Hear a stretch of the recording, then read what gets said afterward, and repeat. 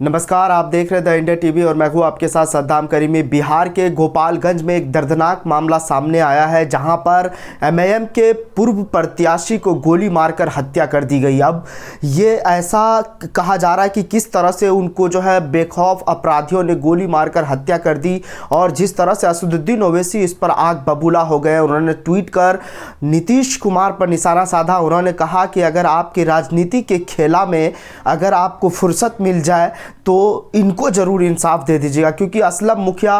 गोपालगंज से चुनाव लड़ चुके थे और उसके बाद वहां पर किस तरह से वो 12,000 तकरीबन वोट भी लाए थे और राजद के तमाम उन लोगों को कहीं ना कहीं चौंका दिया था और वहां पर इतने वोट ला करके कहीं ना कहीं एमआईएम को काफ़ी मजबूती दिलाया था। अभी हाल ही में जब हैदराबाद में चुनाव हुआ था तो वहां पर भी वो चुनाव प्रचार के लिए गए थे, लेकिन असलम मुखिया का जो जिस तरह से बेखौफ अपराधी ने गोली मारकर हत्या की है, ये कहीं ना कहीं एक बड़ा सवाल उठता हुआ नजर आ रहा है। दरअसल इस बात का जिक्र इसलिए भी हो रहा है क्योंकि जिस तरह से इससे पहले भी आरिफ जमाल की हत्या कर दी गई थी, जो वहां पर जो है एमआईएम के मुखर नेता थे, और उसके बाद अख्तरुल इमान ने भी इसको लेकर सवाल खड़ा किया है कि आखिर किस तरह से सिर्फ एमआईएम के नेता ही क्यों निशाने पर है, मुस्लिम समाज के लोग ही क्यों निशाने पर है, क्योंकि इस बात को लेकर वो बार बार पुलिस को जो है कहीं ना कहीं वो इंफॉर्मेशन देते हुए आ रहे थे कि किस तरह से जो है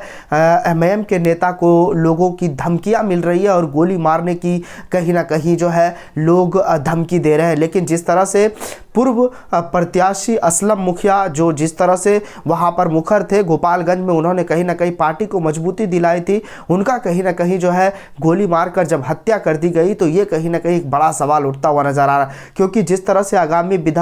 लोकसभा चुनाव को लेकर वहां पर जो है असदुद्दीन ओवैसी का जो है 3 दिन का दौरा भी है और कहीं ना कहीं इस बात को लेकर अगर इस तरह से पहले अगर ये चीज़ें हो रही है तो ये कहीं ना कहीं बड़ा सवाल है। क्योंकि जिस तरह से ऐसा इसलिए भी कहा जा रहा है क्योंकि इससे पहले भी जो है असदुद्दीन ओवैसी के ऊपर भी गोलियां चलाई गई। आप किस तरह से वो खबरें भी देखे होंगे, लेकिन एमआईएम के नेता को किस तरह से जो है अब बेखौफ अपराधी गोली मारे। लेकिन बिहार में लोगों के बीच जो जलवा कायम है, क्योंकि बिहार में ठहठा की संस्कृति रही है और इसको कहीं ना कहीं दूर करने में नीतीश कुमार की सरकार विफल हुए। अभी जिस तरह से तेजस्वी के साथ मिलकर वो सरकार चला रहे थे, उस वक्त भी कहीं ना कहीं एक जो है एमआईएम के नेता को गोली मारकर हत्या कर दी गई, उसको भी कहीं ना कहीं इंसाफ नहीं मिला। लेकिन जैसे ही कल शपथ ग्रहण हुआ, बहुमत पास हुआ, फ्लोर टेस्ट हुआ, उसके बाद उसी शाम में किस तरह से एमआईएम के नेता असलम मुखिया को गोली मार दी गई। अब बड़ा सवाल है कि आखिर ऐसा किस लिए हो रहा है। क्या एमआईएम की बढ़ती मजबूती और जिस तरह से सीमांचल में उनका एक गढ़ रहा है और लोगों के बीच जो एमआईएम की जो एक झंडा को बुलंद कर रहे थे, उनको कहीं ना कहीं एक जो है गोली मारकर हत्या कर दी गई और दरकिनार किया गया, ये कहीं ना कहीं